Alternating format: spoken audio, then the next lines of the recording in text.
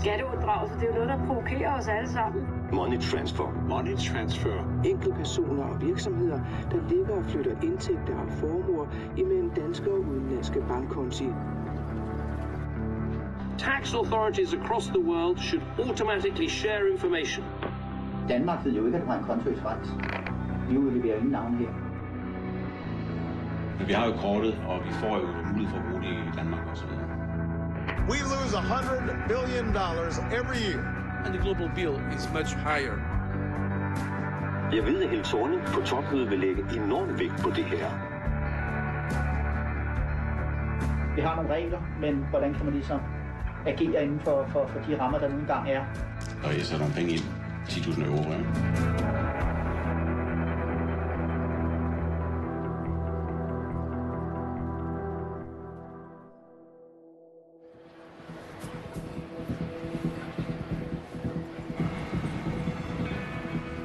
Hvert år forsvinder milliarder af danske skattekroner i skattely, blandt andet via schweiziske banker.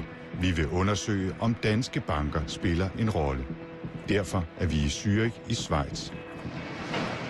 Her har en af Danmarks største banker, Jyske Bank, en datterbank. Det skal vise sig, at banken har mange råd og idéer, der kan gøre livet svært for de danske skattemyndigheder.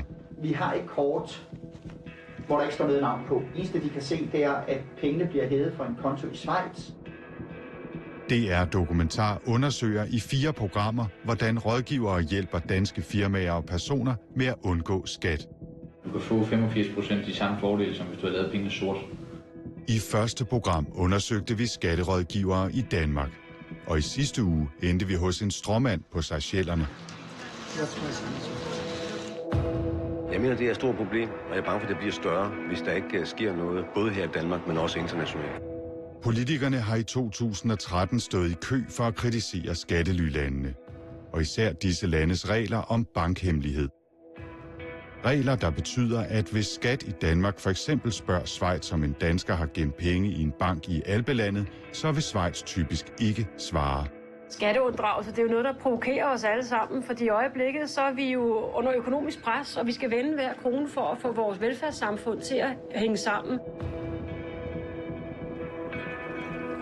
For at kunne modtage rådgivning om skat, udgiver vores journalist sig for at være forretningsmand. Først skal han have en troværdig dækhistorie, og den laver vi sammen med revisor Torbjørn Helmo Madsen, der er anerkendt som en af landets mest erfarne skatteeksperter. Ja, så en typisk model, det kunne for eksempel være, at du havde opfundet et softwaresystem, som du ville sælge til en person, der kom og ville give dig måske, lad os sige, 3-5 millioner kroner for det. Så skulle du have noget rådgivning om det. Dækhistorien er, at vores journalist har udviklet en ny app, som kan bruges i mobiltelefoner og tablets. En køber har budt 4 millioner kroner for appen, der er opfundet i Danmark. Før vi opsøger Jyske Bank i Zürich, skal vi høre, hvad Torbjørn Helmo Madsen forventer af rådgivningen, blandt andet når det gælder skat. For det første mener jeg ikke, at en bank bør rådgive om skat, medmindre man er 100% sikker. For det andet vil jeg sige, at man burde rådgive til, at manden blev beskattet af de 4 millioner kroner i Danmark, dels enten ved salget, eller også i forbindelse med den havelåbeskatning, der er ved, at han rejser ud med en værdi på 4 millioner kroner. Havelåbeskatningen er lavet, sådan at danskere ikke bare frit kan rejse ud af Danmark med et såkaldt erhvervsmæssigt aktiv, der har en værdi, i dette tilfælde appen. Hvis man forlader landet, skal appens værdi opgøres og beskattes i Danmark. Også selv hvis man har tænkt sig at blive væk fra Danmark. Altså, jeg har udviklet en applikation, Vores journalist taler med forskellige rådgivere og advokater i Danmark, og får hurtigt det råd at flytte til et land med en meget lavere skat, for eksempel Schweiz. Han ringer derfor til Zürich for at høre, hvilke råd Jyske Banks afdeling der vil give. Bankens officielle politik er, at den ikke yder skatterådgivning. Jyske Bank Schweizkraft. Jeg har haft møder med en advokat, og de rådgiver mig til at flytte ud af landet, hvis jeg vil opnå en økonomisk situation, som er mest fordelagtig for mig lige nu og her, i forbindelse med frasalg af et selskab eller et produkt. Vi får endnu en Jyske Bank ansat i røret. Jamen, vi vil meget gerne tale med dig og fortælle dig lidt om, jamen, hvad er det, vi laver i Schweiz, hvor vi jo har været i små 40 år efterhånden. Så vi ved selvfølgelig også noget omkring Schweiz, om hvordan man kan bosætte sig i Schweiz, eventuelt hvilke kantoner men der kunne være attraktiv at bosætte sig i, fordi der skattemæssigt er en stor forskel på de enkelte kantoner.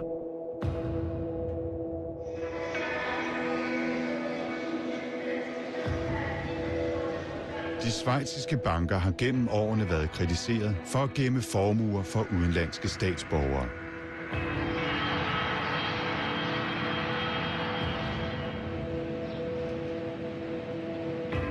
Jyske Bank i Zürich arbejder efter de schweiziske regler om bankhemmelighed. Vi vil undersøge, om det betyder noget for den rådgivning, vi får i banken. Vores journalist, der udgiver sig for at være forretningsmand, kommer til møde i Jyske Bank. På bygningen fremhæver banken sin danske oprindelse. Over hoveddøren hænger det danske våbenskjold, fordi bankens direktør også er dansk konsul i Zürich. Goddag her. Goddag. Undskyld, jeg er på den. Det går nok. Det var ikke velkommen til. Til mødet er en formuerådgiver og en investeringsrådgiver. Og nu er dem, jeg så har været i samarbejde med, vil gerne købe det, og så har jeg så lavet et setup, der hedder, at de køber i virkeligheden per land. Det vil sige, at jeg starter med at sælge rettighederne her i Danmark, og så kommer der nogen, jeg regner med et par stykker mere, her i indeværende år, og så vil de komme forholdsvis hurtigt derefter. Vores journalist fortæller, at han har fået tilbudt 4 millioner kroner for at sælge appen i Danmark, og det bud har han accepteret. Men den kan også sælges i mange andre lande, så der kan være op til 30 millioner kroner på vej i alt. Vi har så brug for at lave et setup for at kunne sælge det her på den bedst mulige måde. Så tænker jeg... Taler vi skattemæssigt, går jeg ud fra, eller hvad? Når du siger bedst muligt. Lad os bare kalde det det. Ja. Den her idé kom op på et leje, hvor den var de millioner værd hurtigere, end jeg havde forventet. Jeg tænkte, at det var et andet leje, vi er i. Men de vil tage nogle penge, som jeg synes er gode på det her. Det beløb, du forventer, der kommer først i 6. Hvad taler vi cirka om der? 4 millioner. 4 millioner. Det er altså for Danmark, ikke? I den danske afdeling, og så kommer der måske nogle af de andre lande efterfølgende. Ja. Ifølge reglerne skal vores journalist betale havelågsskat af appen, som der er budt 4 millioner for, hvis han flytter ud af Danmark. Det oplyser en række skatteeksperter til DR Dokumentar. Eksperterne lægger vægt på, at der er tale om et reelt produkt, som der er investeret tid og penge i, og som har en handelsværdi, der vil blive beskattet, hvis oplysningerne lægges åbent frem for skat. Alligevel skal det vise sig, at Jyske Banks rådgivning går i en anden retning. Jeg kan godt lide at være kreativ. Vi har nogle regler, men hvordan kan man ligesom agere inden for de rammer, der nu engang er? Vores møde i Jyske Banks afdeling i Zürich fører til endnu et møde. Og senere til andre møder i London og København. På andet møde i Schweiz præsenterer bankens formuerådgiver en plan. Selvom Jyske Bank ved, at vores forretningsmand er blevet budt 4 millioner kroner, skal han værdisætte sit produkt meget lavere, inden han flytter fra Danmark. Jeg har skrevet, hvad næste skridt? Jamen, det er, at du skal flytte ud af Danmark så hurtigt som muligt. Og så kan man spørge, jamen hvorfor? Og det har noget med at gøre med din virksomhed derhjemme. Fordi at, så vidt jeg forstod på det, så er der underskriften er ikke 100% i orden endnu på 1.6. Og jeg talte med vores advokat i Danmark, i Jyske Bank, ham der er chef for vores skattechef. Og han sagde, jamen altså, så længe der ikke er forelagt en aftale, jamen så i dag kan du sige, jamen hvad er din virksomhed så værd? Undskyld mig, i bund og i grund ikke ret meget. Planen om at værdisætte produktet lavere og dermed slippe billigere i havelågbeskatning gentages på et senere møde i London.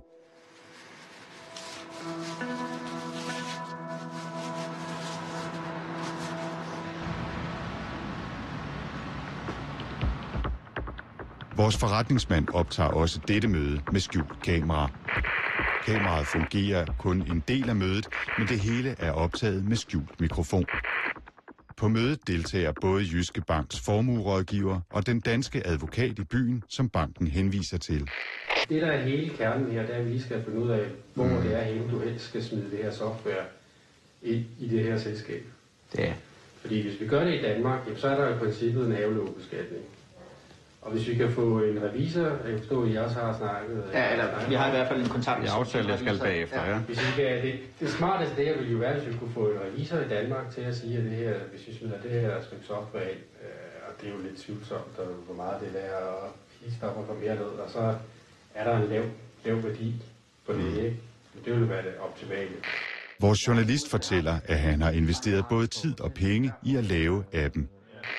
Jeg har arbejdet sammen med en virksomhed et års tid gennem noget uddannelse, og så har jeg bedt nogle folk om at programmere på det. Vores journalist gentager flere gange, at han er enig med køber om en pris, og at der kun mangler en såkaldt due diligence, en teknisk gennemgang af aftalen. Jeg får nogle penge upfront nu, og der modtager jeg så godt eller 4 millioner kroner her nu. Men nu er det ikke nogen, altså det er jo ikke nogen, der sådan synes, det kunne være sjovt, hvis jeg engang bliver sådan noget. Det er nogen, der har tilbudt mig konkret et beløb, ikke? Forudsat, at due diligence holder, og det er en meget, meget lille proces, fordi de kender jo produktet, de kender mig og så videre, ikke? Så det er sådan mere en teknikalitet, ikke? Hvis du føler, at det her det er 100% sikkert, du skal lægge alle kortene på bordet, jamen så hvis vi gør det her ud af Danmark, jamen... Så vil vi nødt til at sætte værdien mere for det jo. Advokaten slår altså fast, at hvis der er en aftale om en pris på appen, så skal vores journalist beskattes i Danmark. Alligevel foreslår advokaten senere på mødet en løsning, hvor vores journalist kan undgå at betale skat i Danmark ved at vente med at sælge appen, til vi er ude af landet. Og alternativet var, at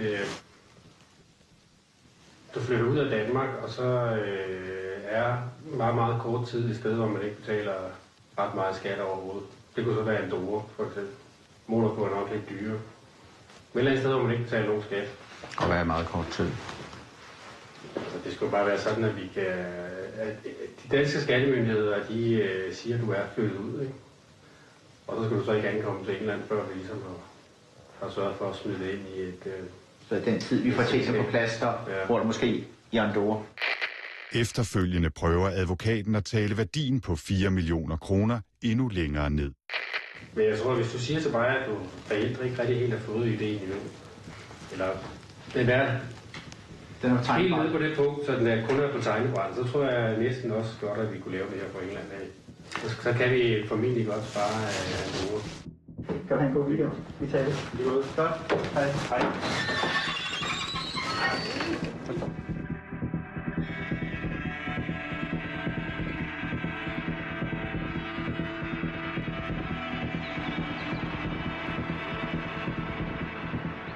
I Zürich spørger vi Jyske Bank, hvad der vil ske, hvis skat opdager, at vi senere sælger opfindelsen til de 4 millioner.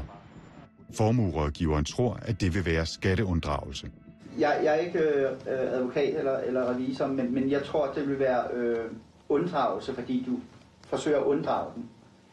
Men det er ikke sådan, for eksempel, at du har lavet, hvad skal vi sige, falske bogholderier. Du kan jo godt argumentere for, at du har handlet i god tro.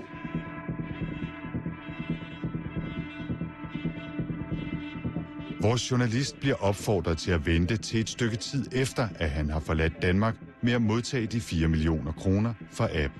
Så skriver I, at det vil være smart i forhold til skat, at jo hurtigere, jo bedre. Jeg kommer ud, ja. Men til gengæld, at det vil være smart i forhold til skat, at jeg udskyder modtagelsen af pengene. Ja, altså man kan sige, hvis du flytter ud i dag, og så i overmorgen, så får du lige 4 millioner kroner. Så vil skat nok sige, hvis de fik nys om det, hallo, der må have været en aftale i hus. Der må være et eller andet, siden du lige pludselig kan få 4 millioner. Og det er derfor, jeg egentlig skriver, i stedet for at det lige under hinanden i nakken, så måske udskyde det en måned eller 2. Vi har vist vores skjulte optagelser for Michael Bjørn Hansen, der er skatteadvokat og tidligere kontorchef i Skat i mange år.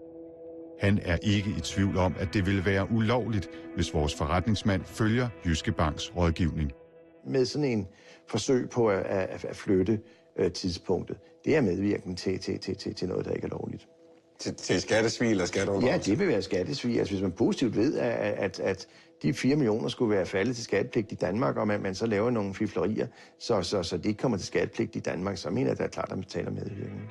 Man har aftalt 4 millioner kroner, og så er det ikke særlig god rådgivning.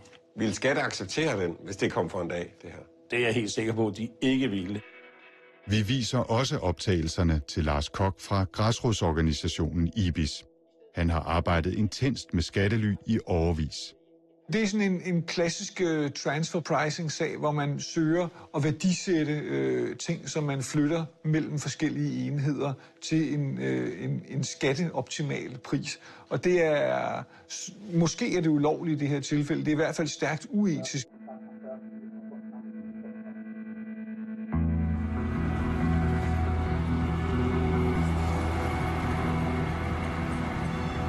I Zürich kommer næste trin i bankens plan for vores journalist. Formuerådgiveren rådgiver os til af skattemæssige grunde at flytte, ikke til Schweiz, men til England. I England der er der det, man kører efter det der princip, der hedder resident, not domiciled. Så det betyder, at i og med, at du ikke er født og opvokset i England, så kan du vælge at sige, jamen hele min formue, eller en del af min formue, vælger jeg at holde uden for England. Så i de første 7 år, alt det du optjener i de næste 7 år, vil være skattefrit. Men i form for humor, så det er der ikke lov.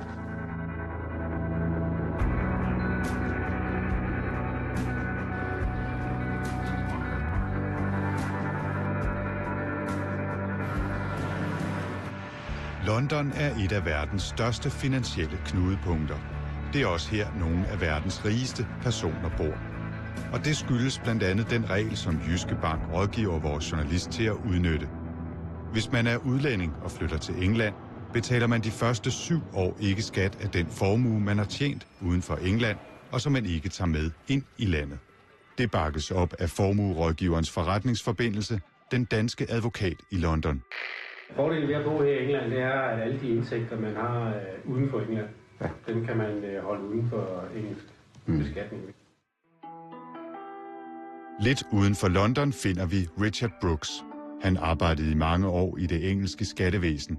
Nu er han forfatter til en af de mest kendte bøger om skattely. Han fortæller, at den regel Jyske Bank foreslår at udnytte er lovlig efter engelsk lov. Alligevel er han kritisk over for den. Yeah, I mean, this is one way in which the UK is a major tax haven.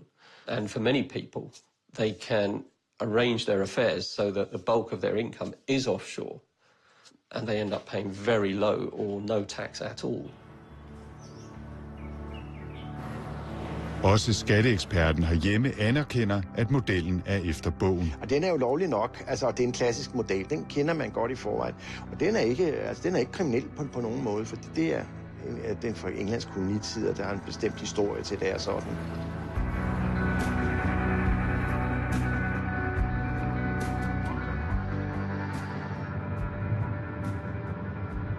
Jyske Banks formuerådgiver i Zürich samler op på den løsning, han har fundet. Som jeg kan se det, så er det også den måde, hvor du betaler mindst skat på, fordi i princippet kan du holde det hele skattefrit, så vidt jeg kan se. Så kan det ikke fås billigere. Nej, 0%. Ja. Det er svært. Det er svært. Så skulle det være, at de giver dig penge for at flytte ind i England, så god er jeg ikke blevet nu. Hvis I kan ordne det. Jyske Bank har rådgivet os til at flytte ud af Danmark og ind i England. Nu kommer 3. trin i deres plan.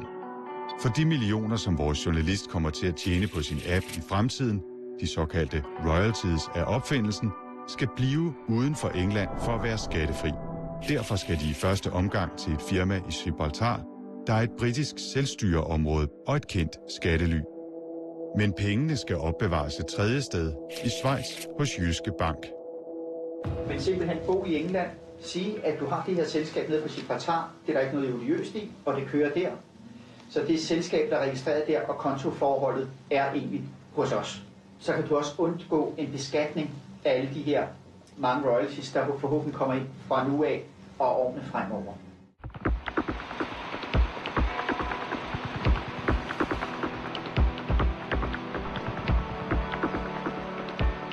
På et senere møde i København forklarer Jyske Banks formuerådgiver, at firmaet på Gibraltar skal have en stråmand som direktør. For hvis vores journalist selv står som direktør, risikerer han, at de engelske skattemyndigheder vil kræve skat af indtægterne i firmaet. Men så er der bare den der stedfortrædende et eller andet funktion. Det er jo bare en ren kransekagefigur. Jeg skal nok ikke kigge til personen. Men det er jo egentlig bare for at have formalierne på plads.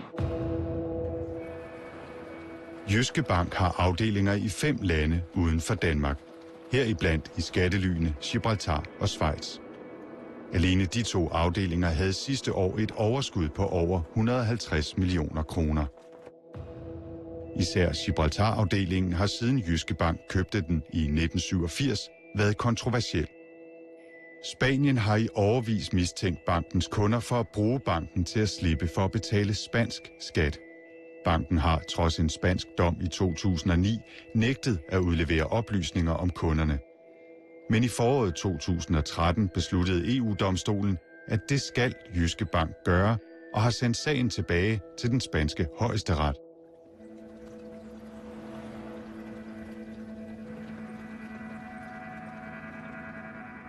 Når Jyske Bank gerne vil have vores journalist som kunde, er det for at tjene på at investere hans formue. Banken forsikrer os om, at den schweiziske bankhemmelighed betyder, at pengene er godt gemt, hvis det danske skattevæsen gerne vil have fat i dem. Og igen har du bankhemmeligheden, fordi Danmark ved jo ikke, at du har en konto i Schweiz. Det behøver de jo ikke at vide noget om. Vi udleverer ingen navne her. Vi spørger, hvad de danske skattemyndigheder kan gøre, hvis de vil have fat i oplysningerne. Man kan sige, at det kræver først en retssag i Danmark, og bagefter skal skattemyndighederne i Danmark tage kontakt til de schweiziske bankmyndigheder, som så siger, jamen er der en case her, og hvad er den her case? Er det for skattesnyd eller skattesvig, eller hvad er det egentlig for? We lose $100 billion every year because corporations get to set up mailboxes offshore so they can avoid paying a dime of taxes in America. I de seneste par år har USA med succes lagt et kolossalt pres på flere schweiziske banker for at få udleveret oplysninger om rige amerikanere, der har gemt formuer i Schweiz. Sager, der har ført til, at amerikanerne har fået flere milliarder dollars ekstra ind i skat. Men selvom Schweiz's berømte bankhemmelighed er under pres, så beroliger rådgiveren vores journalist. Man kan sige, at der skal meget til, før at penge bliver konfiskeret for de schweiziske banker. Jeg tror ikke, vi har haft en eneste kunde hos os, du må rette mig, hvis det er, men hvor vi har skulle aflevere penge til det danske skattevæsen indtil videre i de 40 år, eller over 40 år, vi har. Men har det noget at gøre med, om det er en straffesag, eller det er bare et skatte... Det skal være en straffesag, der kører derhjemme i det danske system. Skat i Danmark er uenig i, at der skal en egentlig straffesag til, før Skat kan hente oplysninger i udlandet. Det er ikke det, jeg får ud af aftalerne. Altså, jeg vil sige det på den måde, at vi har også fået bankoplysninger ud af nogle af de her lande, uden der ligger en egentlig straffesag på nuværende tidspunkt. Skat må dog erkende, at det godt kan passe, at Jyske Bank i Schweiz aldrig har udleveret oplysninger til Skat i Danmark. Det kan godt være rigtigt. Hvis de er undergivet Schweiz banklovgivning, så er der jo bankhemmelighed endnu.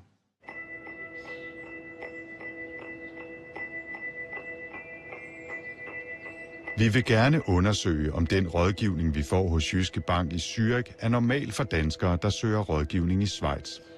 Derfor kontakter vi Nordea. Det sker også i Zürich, og med samme historie om, at vi har sagt ja til at sælge appen for 4 millioner kroner. Men her er reaktionen anderledes.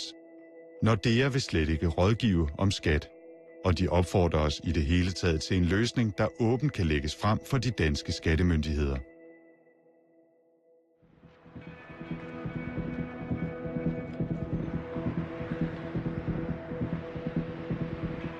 I forbindelse med vores møde i London med Jyske Bank og den danske advokat fra byen, inviterer Jyske Bank vores journalist ud at spise som en del af vores forretningsmøder med banken.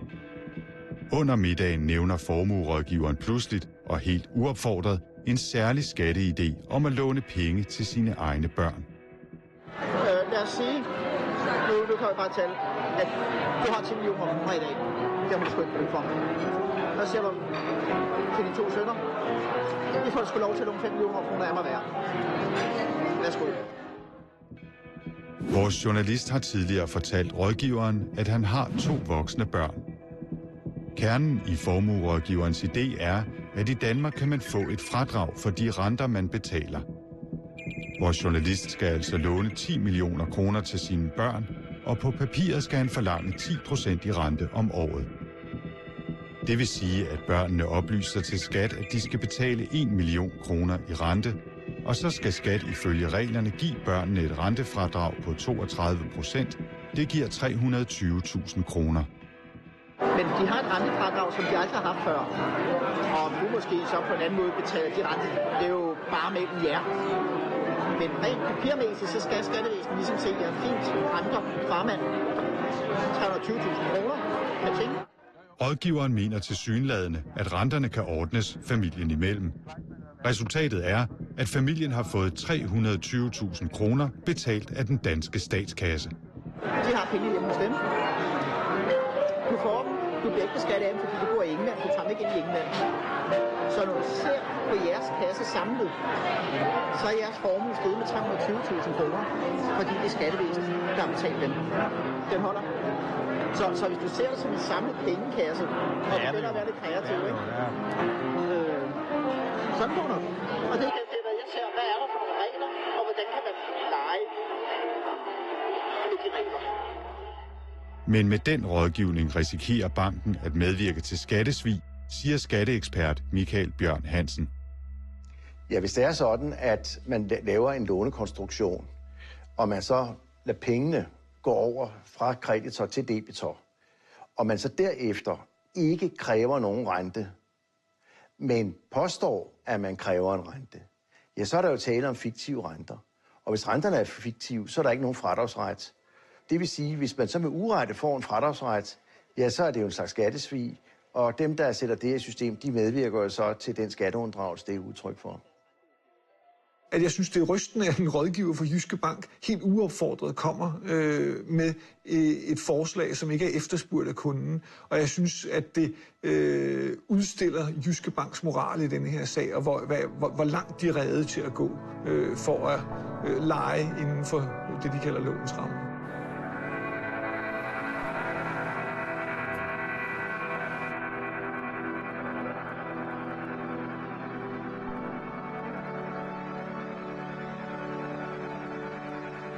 Tidligere i år ramte skandaler om skattely forsiderne i store dele af verden. For eksempel blev en af verdens største banker, Deutsche Bank, og en nær ven af den franske præsident François Hollande, afsløret i at have brugt skattely. Afsløringerne stammer fra 2 firmaer, der hjælper firmaer og rige personer med at oprette selskaber i skattelylande. Flere millioner hemmelige dokumenter om flere end 100.000 selskaber i skattelylande blev lækket til en stor database. Her dukker Jyske Banks navn også op, da DR Dokumentar som de eneste journalister i Danmark får adgang til databasen. Adgangen får vi via det uafhængige konsortium af journalister, ICIJ, der er baseret i USA. Well, it showed the public that there was another world out there that they didn't know about, and that perhaps they weren't themselves being treated very fairly as taxpayers. That made people angry. Der er mange dokumenter i databasen, hvor Jyske Bank er nævnt. Blandt dem er dette dokument. Her opremser Portcullis Trustnet, som lever af at oprette skattelyselskaber, en liste på 10 banker, som de samarbejder med. Her optræder en dansk bank, Jyske Bank. Well, it shows that they had a very ongoing relationship with this bank. All the other banks, or most of them at least, I recognize as being places where people opened up accounts. And these were services that were offered by this offshore service provider. Skatteeksperten Richard Brooks fra England er overrasket over at se Jyske Bank i det selskab. It's surprising to see a mainstream Danish, relatively small bank in world terms on the list. It does suggest there's a kind of close relationship.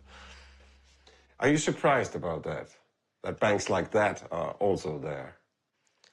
Yes, I am. I thought that banks like that were, I thought they just provided everyday savings accounts and current accounts.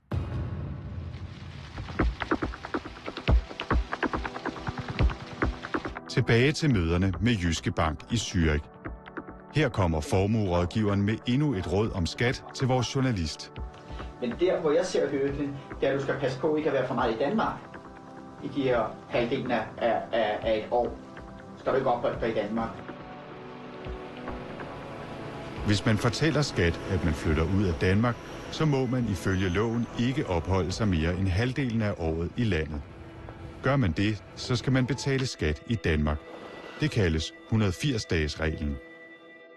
Bankrådgiveren advarer os om ikke at være i Danmark mere end de 180 dage. Men derefter fortæller han på eget initiativ om en metode, der kan løse det problem. Jeg vil sige, at vi har et kort, hvor der ikke står noget navn på. Så det vil sige, hvis du bruger det i de danske pengeautomater, så det eneste, de kan se, det er, at pengene bliver hævet fra en konto i Schweiz. Det anonyme kreditkort, som Jyske Bank tilbyder, er det samme, som vi i sidste program fik udleveret i en bank i Liechtenstein, da vi købte et offshore-selskab på Seychellerne. You wish the card in euro or in US dollars? Man kan hæve 10.000 euro hver måned på kortet, uden at skat kan se, at vores journalist er i Danmark, hvad skat vil kunne gøre med et normalt kreditkort. Så hvis skattevæsenet ser noget der, så vil vi kun se, at det kommer ind i en stor pulje i en schweizisk bank, men der er ikke noget navn på. Så den vej rundt kan det måske være en god idé. Men min anbefaling er stadigvæk at holde dig under de 180 dage i Danmark. Men det er en god idé så at have det kort der? Det kan være en god idé. Altså, det giver i hvert fald en anonymitet, om du vil. Ikke? Og så kan man så sige, jamen, hvordan kommer man så til Danmark? Flyver du til Tyskland og lejer en bil der og kører til Danmark? Det er en måde. Hvis du flyver til lufthavnen i Kastrup, kan det godt være, at det bliver registreret. Senere i en telefonsamtale vender vores journalist tilbage til kortet. Du nævnte, at der var det her kort, man kunne bruge, hvis man ikke ville være i Danmark. Jeg tænker måske, at man kunne sætte den proces i gang sådan, at hvis jeg pludselig står i den situation, der hedder, at jeg skal være 3 dage for længe i Danmark eller noget stil, altså havde et eller andet. Jeg tror ikke, jeg får brug for det, men det er måske meget god idé at have det i baghånden. Det kort kan du få næsten fra den ene dag til den anden dag. Det tager under 3 dage, så har du kortet i Danmark. Eller 2 dage. Okay, at du kan sende det til mig eller et eller andet, eller ikke? Ja, nemlig, okay. Yes. Kreditkortet uden navn er ikke i sig selv ulovligt. Men skatteadvokat Michael Bjørn Hansen mener, at Jyske Bank risikerer at medvirke til skattesvig ved at udlevere kortet til vores journalist, hvis banken ved, at kortet skal bruges til at snyde skattevæsenet. Jamen det er jo også en medvirken, der gør, at det er muligt for ham at overtræde, altså at løfte bevisbyrden omkring de der 180 dage. Der giver banken ham jo et instrument til, at nu kan vi så sløre, hvor længe du er i kongeriget, for vi kan ikke se, hvad du bruger af penge. Jeg kan godt lide at være kreativ. Vi har nogle regler, men hvordan kan man ligesom agere inden for de rammer, der nu engang er? Som de siger, det er sjovt at være kreativ inden for lovens rammer. Det vil sige, det er sjovt for banken at omgå det, der i virkeligheden har været hensigten i lovgivningen, med henblik på at give en nulskat til denne her person, som er ved at tjene nogle penge. Det er en decideret luret moral. Det, der synes jeg er stødende, det er, at man har disse banker, som stiller op som samfundsstøtter og giver råd til borgerne og råd til regeringen, og hvordan det danske samfund økonomisk skal være skruet sammen. Og de oser eller prøver at ose ud af soliditet, har bygninger, der er store, og det skal virke så solidt og så sikkert. At man indenfor i disse flotte huse har afdelinger, der helt bevidst arbejder med det her felt. Det er en dobbeltmoral, som man bør gøre et eller andet ved. Efter at vi har fået rådgivning hos Jyske Bank, ringer vi til dem og præsenterer os som journalister. Jyske Bank, Jens Lauritsen. Goddag, det er Søren Christensen. Jeg ringer fra Danmarks Radio. Vi får fat i chefen for Jyske Bank Private Banking, Jens Lauritsen. Vi spørger om bankens officielle politik, når det gælder om at hjælpe danskere med at bosætte sig i et skattely. Hvis jeg danskere bor i Danmark og overvejer min situation, rådgiver I så om, at det kunne være en god idé for mig at bosætte mig i skattely? Nej, det gør vi ikke. Det gør I ikke? Altså, jeg vil sige, at udgangspunktet for vores rådgivning, den går på, jamen, hvad er det egentlig, du gerne vil? Altså, hvis du alene tager afsted på grund af nogle skattefordele, så rådgiver vi næsten i alle sammenhænge til, at så skal du lade være.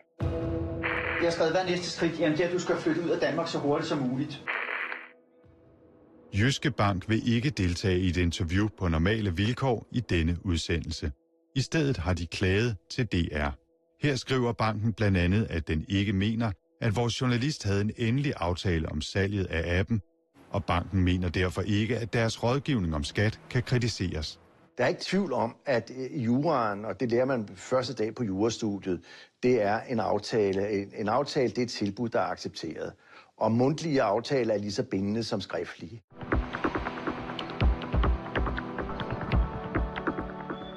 Nogle uger efter vores sidste telefonsamtale med formuerådgiveren, går vores forretningsmand ind i Jyske Banks afdeling på Vesterbrogade i København og henter kortet. Ifølge banken kan vi nu frit hæve på kortet i Danmark, uden at skat kan opdage, at vi er her.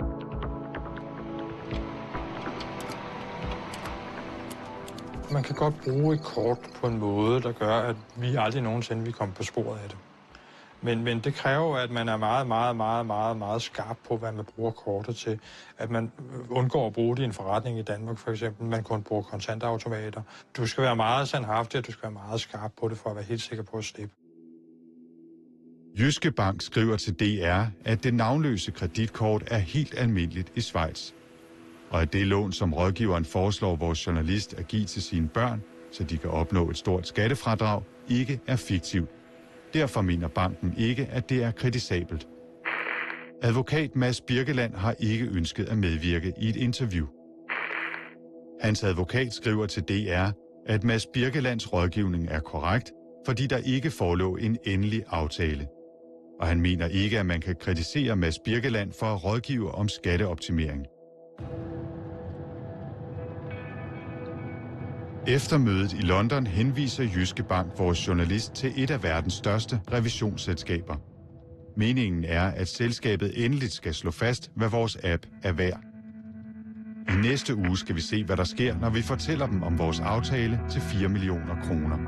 Det værste det er, hvis vi ser den, og vi konkluderer, at der er indgået en aftale, så sidder du nærmest i saksen, i revsaksen. Det kommer an på, hvor godt du kender de køber og sådan noget. Det skal papir, det. Den rådgivning, vi får, viser sig at få alvorlige konsekvenser i revisionsfirmaet.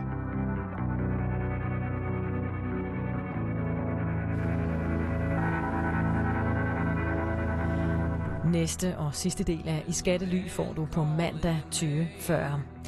Er det i orden at skjule penge i skattely? Har du en kommentar, eller vil du dele din mening, så gå ind på dr.dk og deltag i debatten, der kører lige nu. Du kan også deltage i debatten på DR Nyheders Facebook-side eller på Twitter med hashtagget skattely. Og så er der også mulighed for at høre, hvad Jyske Bank har